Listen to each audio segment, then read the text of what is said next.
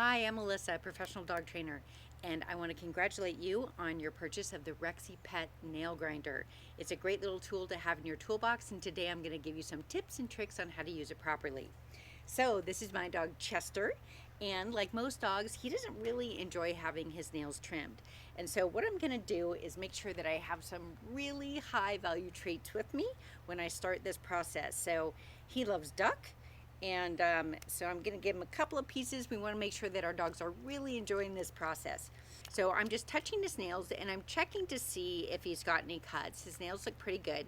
If there's long fur at the bottom, you might want to trim it a little bit to make sure that it doesn't get caught up in the nail grinder. And then what we're going to do is we're simply going to open up the cap and we're going to turn on the grinder on a low setting while we're holding the dog's paw. And as we're doing that, we're just going to get him used to the sound of the grinder.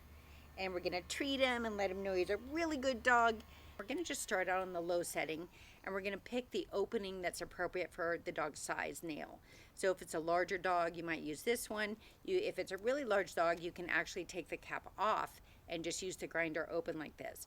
But for Chester here, I'm going to use this small opening on the grinder. Okay, so we're continuing to treat Chester, and I'm going to turn it on low, and it's got a light here which makes it really easy for me to see the quick.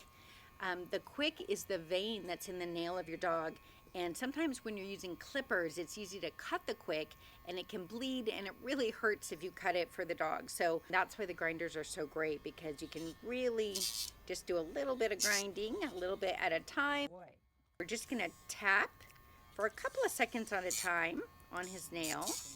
He's a little bit wiggly, but that's okay. He's just getting used to it.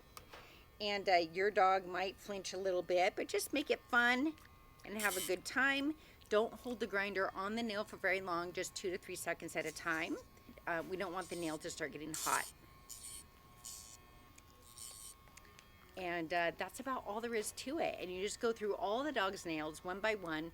After a while, they'll get used to it, and it'll be a really inexpensive way of getting your dog's nails trimmed and kept manicured beautifully.